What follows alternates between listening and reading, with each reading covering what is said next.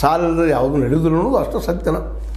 ಅದ್ರ ಜೊತೆಗೆ ನಾವು ಗಮನಿಸ್ಬೇಕಾಗಿದ್ದೇನಪ್ಪ ಅಂದ್ರೆ ಇಷ್ಟಕ್ಕಾಗಿದ್ರೆ ಈ ರೀತಿ ಜಗಳ ಅಥವಾ ನಮ್ಮದು ಆಗಲಿ ಅನ್ನೋದು ಯಾಕಂತ ಯಾರು ಬೇಕಾಗಿದೆ ಅವ್ರು ಸಾಲ ತೊಗೊಳ್ತಾರೆ, ತುಂಬ್ತಾರೆ, ಕ್ಲಿಯರ್ ಮಾಡ್ತಾರೆ. ಕ್ಲಿಯರ್ ಮಾಡ್ಲಿಕ್ಕೆ ಅದಕ್ಕೆ ಮುಂದೆ ಏನು ಆ್ಯಕ್ಷನ್ ಇದ್ದೇ ಇರ್ತಾವೆ ಕಾನೂನು ಪ್ರಕಾರ.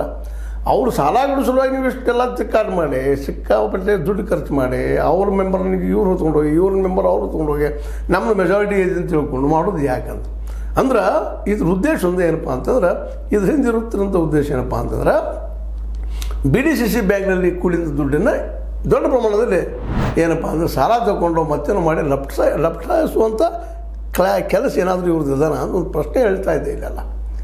ಯಾಕಂದ್ರೆ ಮೂಲಭೂತವಾಗಿದೆ ಇಲ್ಲ ಬರೀ ಕೇವಲ ರೈತರಿಗೆ ಸಾಲ ಕೊಡೋ ಸಲುವಾಗಿ ನಾವು ಇದಂತ ನಮ್ಮ ನಿಯಂತ್ರಣ ತೊಗೊಳ್ತೀವಿ.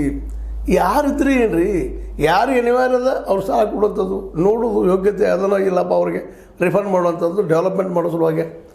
ಮತ್ತು ವಿಶೇಷವಾಗಿ DCC ಬ್ಯಾಂಕಿನ ದುಡ್ಡು ಹೆಚ್ಚಿಗೆ ಈ ಸಕ್ಕರೆ ಫ್ಯಾಕ್ಟ್ರಿಗಳಿಗೆ ಹೆಚ್ಚು ಹೋಗಿದೆ ಸಾಲದ ರೂಪದಲ್ಲೇ. ಅವರು ಹೆಚ್ಚು ತೊಗೊಂಡಿದ್ದಾರೆ ಅದನ್ನು ಅವ್ರು ತುಂಬ್ತಾ ಇದ್ದಾರೋ ಇಲ್ಲೋ ಇವತ್ತು ಲಾಭದಲ್ಲಿ ಅಂತ ತುಂಬ್ತಾ ಇದ್ದಾರೆ ಅನ್ನೋದು ಸತ್ಯದ.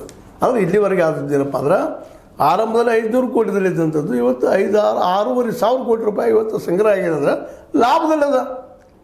ಅದನ್ನು ಬೆಳೆಸೋದಕ್ಕೆ ಯಾರಿದ್ರೆ ಏನ್ರಿ ಪ್ರಾಮಾಣಿಕವಾಗಿ ಕೆಲಸ ಮಾಡೋರು ಅಷ್ಟೇ ಬೇಕಲ್ಲ. ಅದಕ್ಕಾಗಿ ನೀವಿಷ್ಟು ದುಡ್ಡು ಖರ್ಚು ಮಾಡಿ ಅವ್ರ ಮಂದಿ ನೀವು ಹೊತ್ಕೊಳ್ಳೋದು ನಿಮ್ಮ ಮಂದಿನ ಅವ್ರು ಹೊತ್ಕೊಳ್ಳೋದು ಏನಿದೆಲ್ಲ ಏನು ನಿಮಗೆ ಲಾಭದ ಇದರಿಂದ ಅಂದರೆ 6,500 ಕೋಟಿ ರೂಪಾಯಿಗಳ ಮೇಲೆ ಎಲ್ಲರೂ ಕಣ್ಣದಂತ. ನಮ್ಮ ಒಂದು ಪಾರ್ಟಿ ಇತ್ತು, ನಮ್ಮ ಬನ ಇತ್ತಪ್ಪ ಅಂದ್ರೆ ನಾವು ಬೇಕಾದಾಗ ಸಾಲ ತೊಗೋಬೋದು.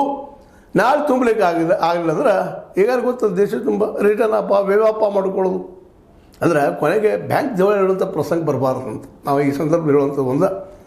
ಈಗ ಬ್ಯಾಂಕ್ದು ಆಗೋ ಲಾಭ ಏನಪ್ಪ ಅಂತಂದ್ರೆ ಇದೊಂದೇ ಇರುವಂಥದ್ದಲ್ಲ, ಸಾಲ ತಗೊಳ್ಳೋದು ಡೂಬ್ ಮಾಡೋದು ಅದಕ್ಕಾಗಿ ಪ್ರಯತ್ನ ಮಾಡೋದು ಅಂಥದ್ದನ್ನ ಇವತ್ತೆಲ್ಲರದು ಅದಾಗಬಾರ್ದು. ಅದಂಥದ್ದು ಇತ್ತಂದ್ರೆ ಇವತ್ತು ಸರ್ಕಾರ ಎಂಟರ್ ಆಗಬೇಕಿದ್ರೊಳಗೆ ಎಂಟ್ರಾಗಿ ಇದು ಪ್ರಾಮಾಣಿಕವಾಗಿ ಎಲೆಕ್ಷನ್ ಇಡುವಂಥ ವ್ಯವಸ್ಥೆ ಮಾಡಬೇಕು. ಅವ್ರಿಗೆ ಯಾರು ಬೇಕೋ ಆಯ್ಕೆ ಮಾಡ್ತಾರೆ ಅವರು. ಈಗ ಸ್ವತಃ ಇವತ್ತು ಉಸ್ತುವಾರಿ ಅವ್ರ ಮುಂದೆ ಭಯನ ಮಾಡ್ಬೋದು ತನ್ನ ಗಂಡನ್ನ ಬಡಗನ ಕರ್ಕೊಂಡು ಹೋಗ್ತಾರಪ್ಪ ಅಂದ್ರೆ ಅಲ್ಲಿ ಏನಿರಬೇಕು ಅಂತ. ಮತ್ತು ಪ್ರತಿ ಹಳ್ಳಿಯಲ್ಲೂ ಪ್ರಮಾಣ ಮಾಡೋದು ಯಾಕ್ರಿ ಪ್ರಮಾಣ ಯಾರ ಸಲುವಾಗಿ ಸಾಲ ತೊಗೊಳಕ್ಕೆ